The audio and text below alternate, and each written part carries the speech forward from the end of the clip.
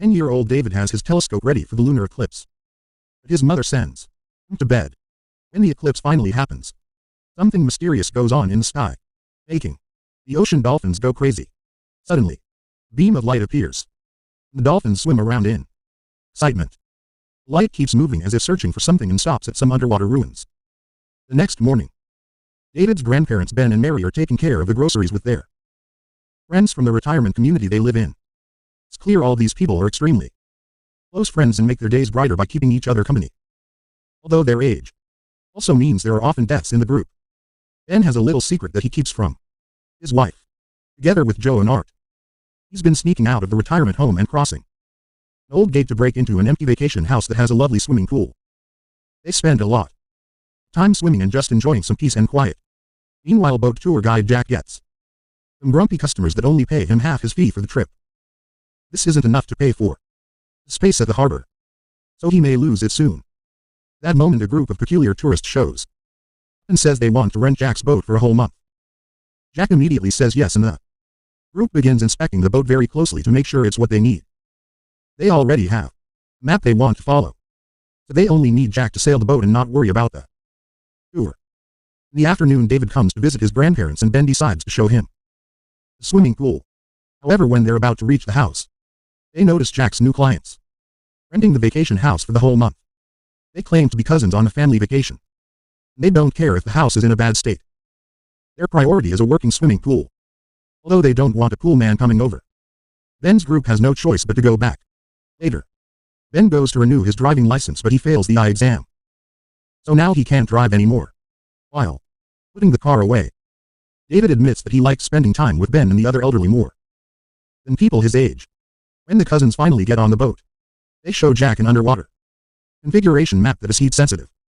Jack has heard of these maps before and manages to follow this one correctly to find the spot the group wants to visit. The cousins put on their own scuba gear and dive in. On the ocean floor, they use the advanced tools they've brought to retrieve some huge cocoons from the old ruins while the dolphins watch them closely. The cocoons are taken to the boat and the cousins put them in protective bags while Jack is amazed by the dolphins getting so close to people. When the boat returns to the harbor, Ben and his friends watch them from afar with binoculars and wonder if those big bags have illegal substances. They also realize that if the cousins will be gone for most of the day, they can still use the pool. Next day, the three men sneak into the pool house as usual and are surprised to find the cocoons in the water. They poke them with a tool and theorize they're capsules hiding the illegal substances. The trio decides to ignore them and swim anyway. After just a few minutes in the pool, the men feel invigorated and start swimming with an amount of energy they didn't think they had anymore.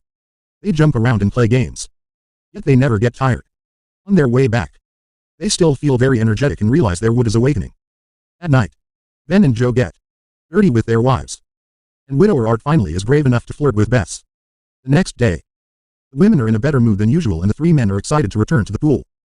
The cousins are still diving to look for more cocoons, and while Jack waits, he pokes at their strange machine only to get shocked. His poking triggers an alarm that thankfully ends soon, and a dolphin laughs at Jack's shenanigans. When Jack isn't looking, the machine blows and gets the dolphins' attention. That night, Jack tries to take a look inside the bags with the new rescues, but Kitty catches him red-handed and stops him. To satisfy his curiosity, he tells him they're rescuing giant sea snails to take them to a museum because they're very rare. While moving some equipment, Jack accidentally hurts his foot and panics. Kitty quickly gives him a foot massage to help him deal with the pain, and Jack uses the chance to flirt with her. However, Kitty turns him down, saying she isn't like the women he's used to. After she goes to her room, Jack decides to spy on her and watches her take off her clothes. Suddenly there's a bright light and Jack is shocked to see Kitty taking off her human disguise, revealing she's actually an alien. That moment, Kitty notices him and Jack panics, trying to run away. Kitty and the others immediately surround him, so he keeps them away with his welder. Next, Jack tries to start the boat to no avail. When Kitty gets closer to calm him down, he notices her skin falling and Walter fixes it before revealing he's wearing fake skin too. Jack panics again and jumps into the water, where he's startled by the laughing dolphin. The group helps him get back on the boat and promises they won't hurt him. In fact, they'll still pay for the service. These people aren't cousins. They're aliens known as Enterians. Thousands of years ago, they set up an outpost on Earth that became Atlantis, the legendary continent that sunk to the ocean floor. This tragedy forced them to go home, but they left few members of their species sleeping in those cocoons. So they've returned to rescue them. Jack understands that the aliens have no ill intentions and agrees to keep helping them. Meanwhile, Joe goes to the doctor and is surprised to hear his cancer is gone. To celebrate, 3 friends take their ladies to a party and they spend the whole night dancing. The next day the trio invites Bernie to come to the pool with them. But when Bernie sees the cocoons he refuses to get in the water. At that moment the aliens come back to the house. So the men have to run to hide in the closet. They watch how more cocoons are dropped in the pool and how Walter removes fake skin from his hand to activate the glow, which causes the cocoons to get bright as well. The rest of the group also takes off their costumes and one of them flies across the room to open the closet. Finding the old men panicking, Ben and his friends immediately run back to the retirement home and ask the employees to call the police. But they don't believe the story. Joe's wife Alma yells at them until they call the authorities. But when a cop arrives at the vacation house, Walter blames it all on the senile minds of old people and promises he won't press charges as long as the men don't break in again. For the next few days, the men feel sad and bored because they've lost the pool. To make matters worse, Joe's cancer returns. Ben visits Walter and explains the situation, swearing that they only want to swim and won't touch the cocoons. Touched by Ben's determination to save his friend, Walter gives them permission to use the pool. That afternoon, the men invite their wives to come to the pool too. However, Bernie refuses to go anywhere near the aliens and doesn't let his wife go there. The rest of the group has lots of fun in the water. Soon they're regaining their energy. When the aliens come back from diving, they casually say hi, as if they were old friends. The water heals Ben's sight and he renews his driving license.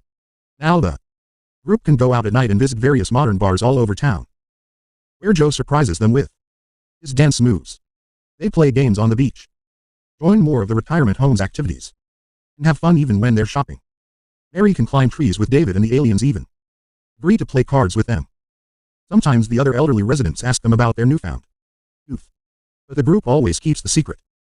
In the meantime, Jack and Kitty spend a lot of time together and one night they go swimming with the dolphins. Jack wants to get dirty with her, but her anatomy is different, so she shows him how her species shows affection.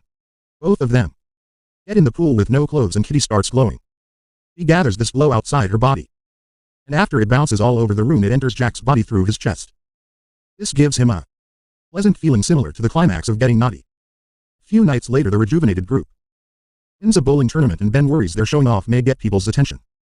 Everyone goes home except for Joe, who picks up a woman at the ice cream parlor. It's revealed they've been having an affair and Alma finally catches on.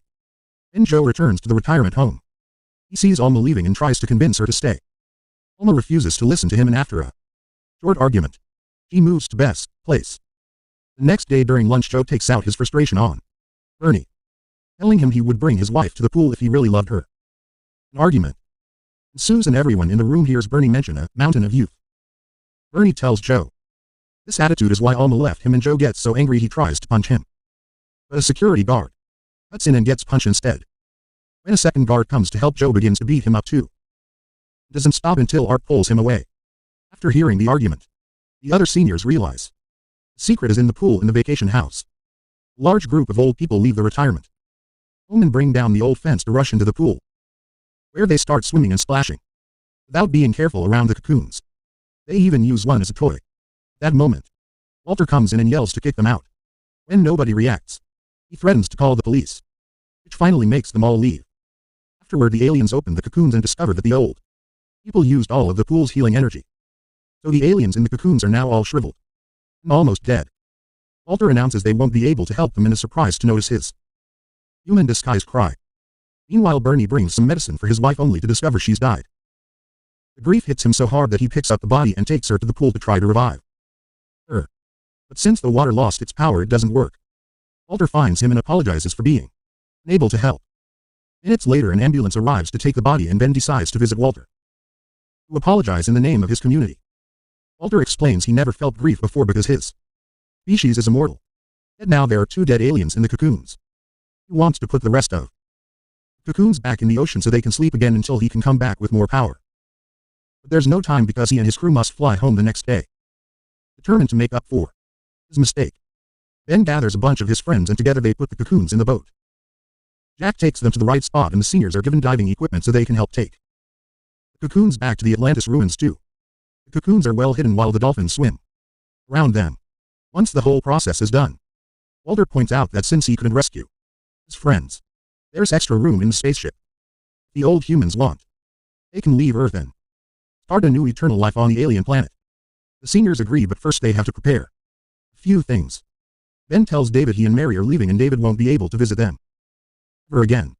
When David asks why and Ben mentions outer space, the boy doesn't believe him.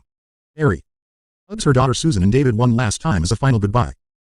But she doesn't cry until they're far enough. Art takes all his savings from the bank and starts giving them away to random people on the street. Then he gets married to Bess. Joe visits Alma to tell her about the aliens' offer. He explains he wants to go, but if Alma doesn't, then he'd rather stay here with cancer to wait for the end with her. Feeling bad for him, Alma agrees to go.